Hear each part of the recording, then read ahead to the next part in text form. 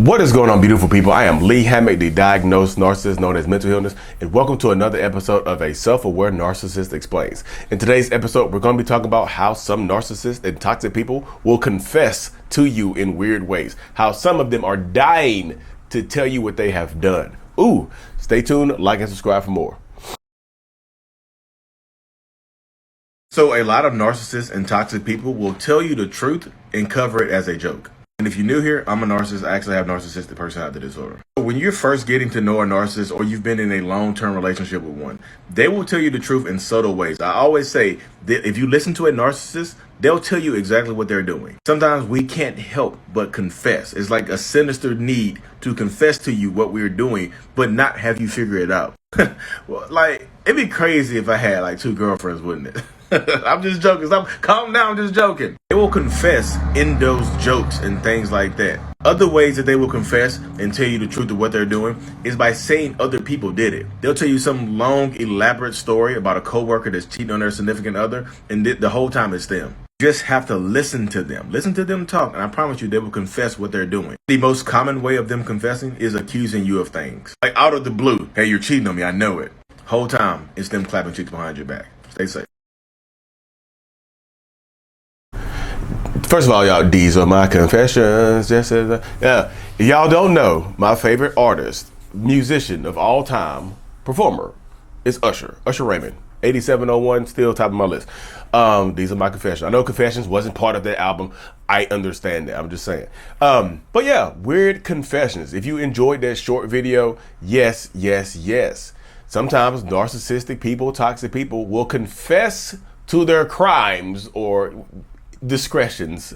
You know, it's not always a crime. They will confess to their indiscretions against you and things like that in weird ways. Sometimes y'all narcissistic people want to tell you what they have done, what they have gotten away with. It's like sinister. It's like damn near Mr. Burns from The Simpsons. You know how they put their hands together like this, like a little sinister character. That's how some narcissistic people are. When they want to confess, they want to tell you, all you have to do is listen.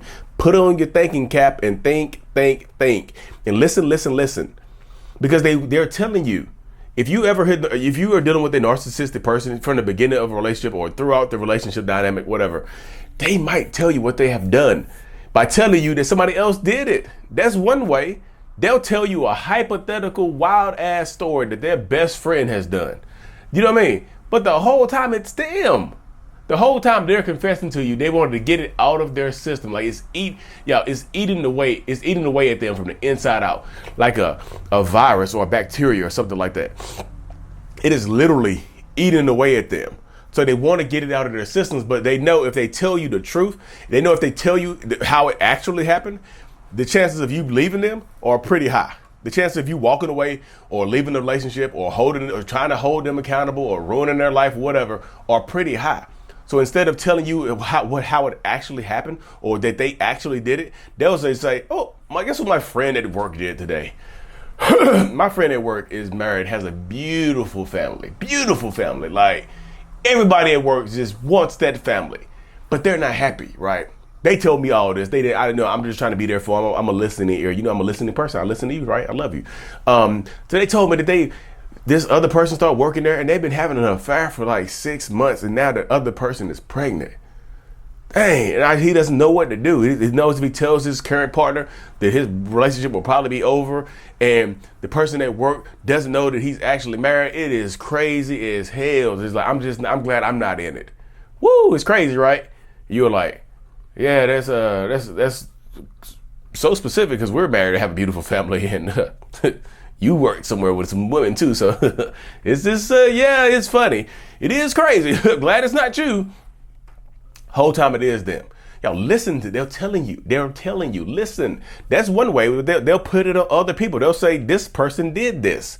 This person at work, my friend, my cousin, my brother, my sister, my uncle, my aunt, somebody in their life, a stranger on the street did this. The stranger on the street got arrested for doing this or doing that right there. They are telling you, you just have to open those earsies and listen, y'all. You have to be ready to listen. You have to be ready to receive. You know what I mean? Because if you're not ready to listen or receive, they're going to, I'm just telling you, it's not going to happen. So that's one way that they'll tell you that somebody else did it. They'll tell you that somebody else did it. Another way is the hypothetical story. The hypotheticals. They like to play the damn hypothetical game. They play the hypothetical game like it's Monopoly or Simon Says or sorry. Don't wake daddy. Don't wake daddy. They play the hypothetical game like it's a like it's a board game. They'll say things like, hypothetically speaking, like, if I had a boyfriend on the side, like, how would you react? Like, if I had a boyfriend on the side and every time I left for work, you thought I was going to work, and every time I break, I was getting my cheeks just clapped in a car. Like, how would that make you feel? That's crazy, right? I'm glad it's not happening. Cheeks red as a crisp apple. You know what I mean? It's hard to sit down, cheeks so red. Y'all, listen to them. The hypothetical game, sometimes, it's like that. They'll play the hypothetical game. Another way is they'll tell you the truth and cover it as a joke. Hey, guess what? I'm cheating. I've been having an affair on you for 6 years and I'm leaving you. Ah, gotcha. Funny, right? It's not funny, is it? I'm just telling you, listen to them, y'all. They want to confess. I'm not just like, Lee, you told us those ways, but why did they do this, y'all? Because it eats away at us from the inside out. I'm telling you, it's just like, it's part of your conscience. It's like, I'm pretty sure, like, this is, it's not the damn devil or the Jezebel spirit. I'm pretty sure it's my conscience speaking to me. My conscience is like, look, just tell the truth. Get it out of your system. But if you tell the truth, it's like you're negotiating with yourself. If you tell the truth, your life is going to be ruined. But you have to get it out of your system. But my life is going to be ruined. We have to get it out of our system. But my life is going to be ruined. Out of system. Say your friend did it? Yeah, we're on the same page. Yeah, it is. Make a joke out of it? Yeah. Play the hypothetical game? Yeah. I'm just telling you, it's like a duel going on inside of my head that is doing that.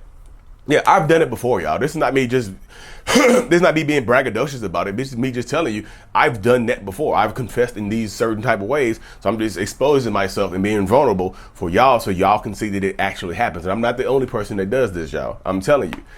They would do it in covert ways. They would just live a whole double life behind your back and tell you that. You know what I mean? But you won't, but they don't, you don't take them serious. Like, there's no way. There's no way you're doing it behind my back. I'm just telling you, listen to what they say. They want to tell you what they are doing. Believe, does that mean that they know that they're hurting us or the truth would hurt us? Yes, absolutely. They know it will hurt you. That's why they hide it from you. That's why they cover it with a joke. That's why they don't just tell you.